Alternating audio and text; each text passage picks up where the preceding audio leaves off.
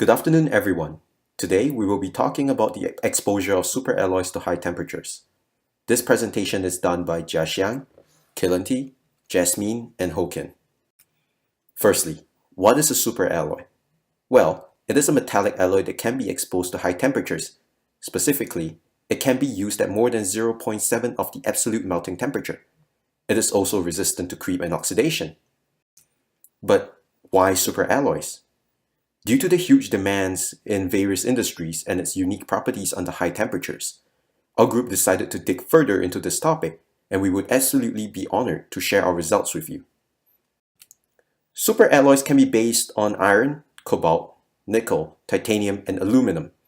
This generates a two-phase equilibrium microstructure consisting of gamma and gamma prime. And here is what makes superalloys so special. The gamma prime particles is largely responsible for the elevated temperature strength of the material and is incredibly resistant to creep deformation. Here, we see a picture retrieved from a micrograph showing the fractions of gamma prime in the gamma matrix. Superalloys are used extensively in the aerospace industry to produce propulsion aircraft engines or in gas turbines. It is also used in coal-fired power generators and in construction. We will discuss about each application in the next few slides. UDIMET 500 is a superalloy used in industry for turbine blade applications. UDIMET 500 has fine precipitates of gamma prime, which allows for the use of it at a high temperature range. This is attributed by the prolonged heat treatment, which increases the particle size of gamma prime, and is also the agent that allows for internal strengthening of the alloy. This heat treatment also allows UDIMET 500 to withstand high temperatures of up to 1300 degrees Celsius. From this graph, we can see that a prolonged heat treatment of 6000 minutes produces the largest gamma prime size particle. This figure shows that the gamma prime particles precipitates after heat treatment at 1050 degrees Celsius for 5 and 30 minutes respectively. Here is a picture showing the application of the turbine blades in a Rolls-Royce engine. We did mention that superalloys are used in gas turbines. However, the operating temperatures go as high as 1400 degrees Celsius. To allow for superalloys to operate at this temperature range, these superalloys have to be coated to prevent premature degradation.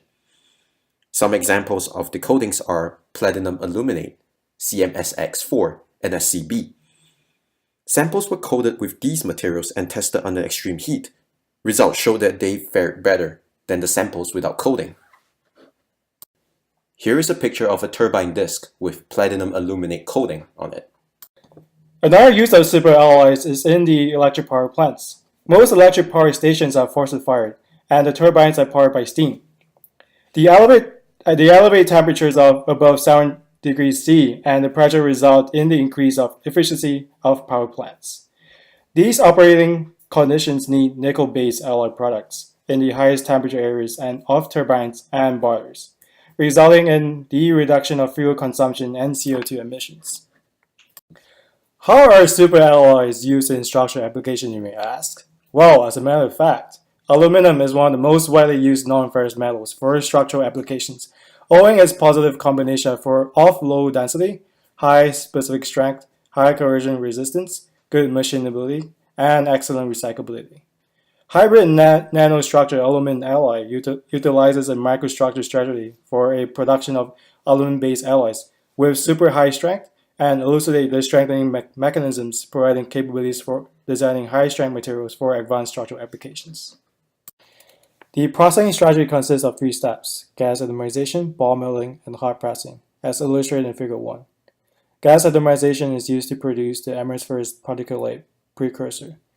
The rapid cooled small gas atomized particles are amorphous, whereas the slowly cooled large particles display minor amounts of FCC aluminum. The powders were then treated by ball milling, a severe plastic deformation process that we use in order to vary the microstructure and crystallization behavior of amorphous precursor. Finally, the powders are consolidated into highly dense bulk samples by hot pressing at a relative high temperature.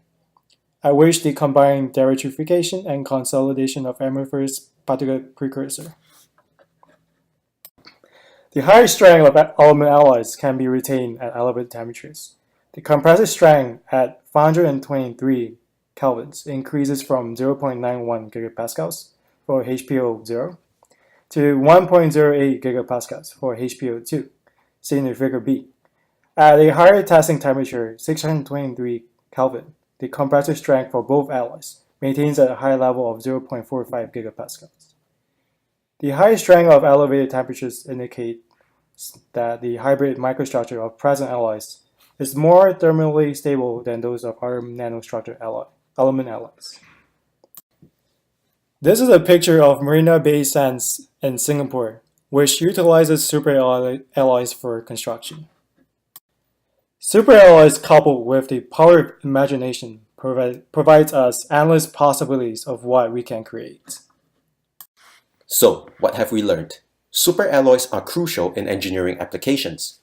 UDIMAT 500 for aircraft engines with its high quality of fine-grained gamma prime, applications in power generators to increase efficiency, reduce fuel consumption and CO2 emission. Hybrid nanostructured aluminum alloys are favored over fellow non-ferrous metals in advanced structural applications. However, superalloys also require coatings to prevent premature degradation under extreme temperatures and pressure. Platinum aluminate, CMSX4, and SCB are several coatings that allow for prolonged serviceability of the superalloy. And all this information clearly didn't come from us, so let's take a moment to recognize the references.